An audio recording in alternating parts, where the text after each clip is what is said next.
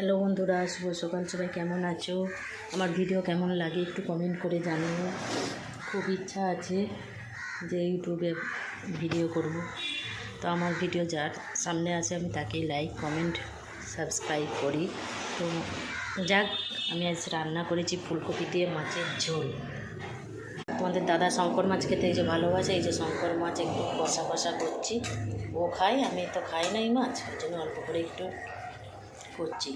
তারপরে এই যে ছলা সেদ্ধ করে চুকেছি, পেঁয়াজ আলু ভাজা, আর এই যে আমুদি মাছ আর বেগুন ভাজা, আর এই যে পালং শাক নিরামিষ দিয়ে করবো, আলু সবজি দিয়ে করব। তো বন্ধুরা চলে এসো, সবার নেমন্তন্ন, চলে এসো। আমার ভিডিও কেমন লাগছে একটু কমেন্ট করে জানিও।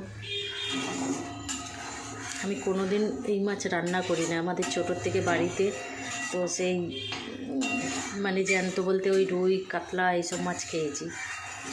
আর এটা কলকাতা, ওরা সব এইসব মাছ খাই বলে অনেক দিন থেকেই বলছে বানাতে, ওর জন্যই আজকে আমার ভাগ্নি দিল মাছ, সেই জন্যে আমি এই যে রান্না করছি।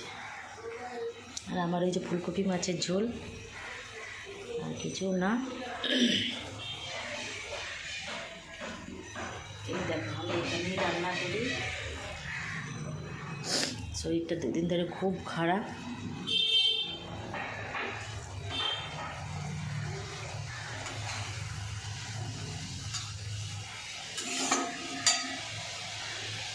তো মাছ দেখো, মাছ রেডি। এরপরে একটু এই যে গরম মশলা দেবো, দিয়ে আর নামিয়ে দেবো।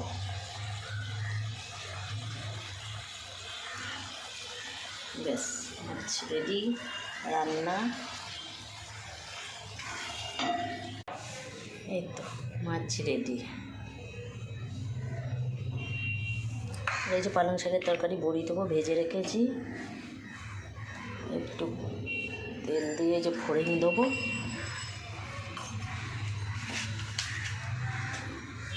এই যে 5 ফোড়ন দেবো,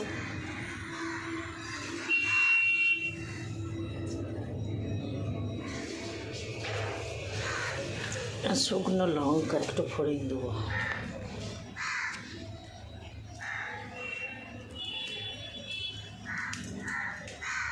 ফোড়নটা ভেজে সবজিগুলো একটু ভাজে, ভেজে নিরামিষ দেবো না, লাবড়া লাবড়া। চলো টাটা।